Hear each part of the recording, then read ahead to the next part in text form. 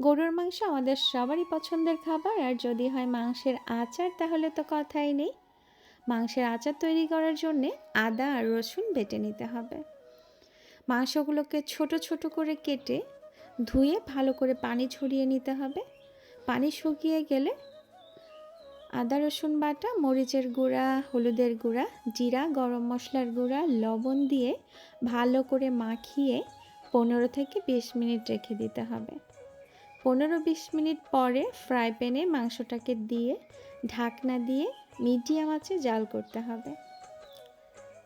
ঢাকনা খুলে মাঝে মাঝে নাড়াচাড়া করে দিতে হবে আর দেখতে হবে সেদ্ধ হয়েছে কিনা। সেদ্ধ কম থাকলে সামান্য একটু পানি অ্যাড করতে হবে।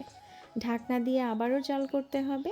নাড়াচাড়া করে মাংসটার পানি শুকিয়ে গেলে মশলাটা যখন মাংসের গায়ে লেগে যাবে তখন চুলা বন্ধ করে দিতে হবে। একটু তেঁতুল ভিজিয়ে রাখতে হবে। ভিজে গেলে চটকিয়ে বিচি ফেলে দিতে হবে। তেঁতুলটা আচারের টেস্ট বাড়াবে। 5 ফোড়ন আর শুকনো মরিচ ভেজে গুঁড়া করে রাখতে হবে। ফ্রাই প্যান গরম করে সরিষার তেল দিয়ে তার সাথে গরম মশলা আর তেজপাতা আর কিছু রসুনের কোয়া দিয়ে নাড়াচাড়া করে একটু লাল লাল করে ভেজে মাংসটাকে দিয়ে নাড়াচাড়া করতে থাকতে হবে। আর সরিষার তেল অল্প অল্প করে অ্যাড করতে হবে।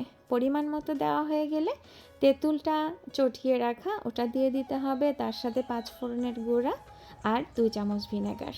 আচারের কালারটা কিন্তু বেশ সুন্দর হয়েছে, টেস্টটাও ভালো হয়েছিল, দেখতে যেমন হয়েছে। আপনারা চাইলে ট্রাই করতে পারেন।